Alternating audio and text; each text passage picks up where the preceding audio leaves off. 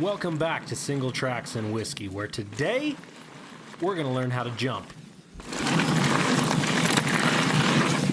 Yahoo!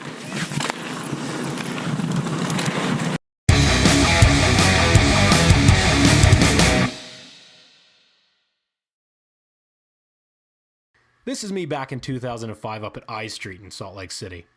I Street's where I learned how to jump, and also where I stopped jumping.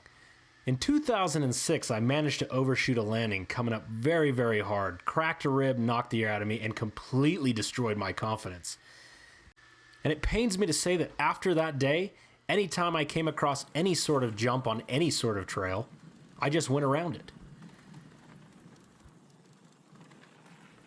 Getting back into the sport about 3 years ago, my main goal was always to get back to the level that I was at in college with my riding. One area that was always neglected, however, was jumps. My confidence still seemingly shaken from those wrecks back in 2006, my progression just stalled when it came to jumps.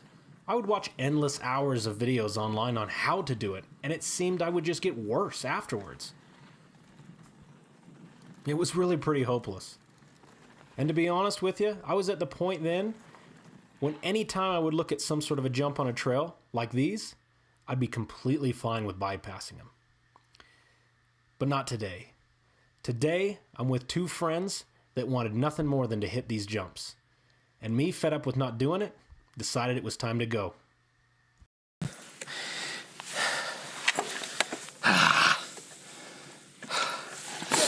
right. One. Yep. Two. Three.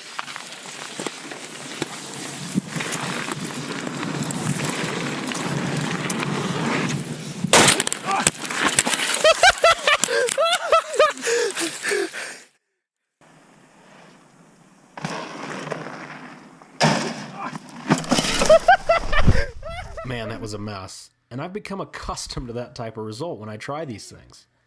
I didn't carry enough speed. I didn't preload my suspension. I didn't tuck my knees in the air. I didn't scrub the bike like a lot of those videos tell you to do. But honestly, today, I didn't care about any of that. I was just going to try it until I got it.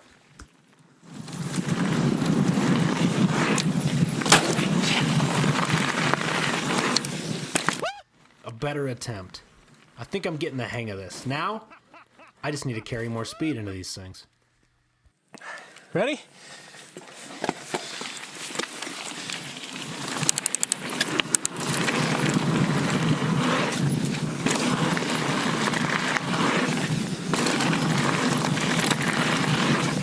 Yahoo! I get it. Those aren't very big. But I can't even begin to tell you how happy I am that I was finally able to do that. And how much fun it was. And that's what this is all about, having fun. So with all this in mind, here's a few things I learned on that trail that day that might be able to help you. All right, first and foremost, how fast do I need to go? That's always the question. I'll tell you right now, go faster than you think you need to, because it's always better to have too much speed than not enough. Have someone that's been on the jumps before in front of you towing you in, and that's a huge help. Item next, as you approach the jump, be in that attack position, balanced on the bike. Incredibly important. Don't be too far forward, don't be too far back. I covered this in great detail in the How to Drop video. Next step, preload. One of the most confusing topics when it comes to how to jump a bike. I will just say this. If you're just starting out, do not exaggerate this movement, because chances are you're going to get it wrong. As long as you are balanced and in that attack position, knees bent, your bike will naturally preload when you go up that jump. Listen, as you progress, you will learn how to preload that bike, and you will learn how to pop off of these things and throw style into your jumps, all of that. But for beginners, most of the time what I'm seeing and what I did was I would exaggerate that movement, and it would only cause more trouble than it was worth. As long as you're balanced on that bike and you're carrying enough speed into this jump, I promise you those tires will leave the ground without much help. This next bit is hard to explain, but to avoid being stiff in the air, you want to slightly de-weight the bicycle upon takeoff. This is not as exaggerated of a movement as a bunny hop, so do not bunny hop off of this jump. However, you want to lift your weight up off the bicycle, almost like you're standing up right before you take off. That relieves the weight off of the pedals. Do not do it enough to take your feet completely off the pedals, but you want to get your weight going up so the bike can move freely beneath you. This will allow you to adjust the bike for landing here in just a moment.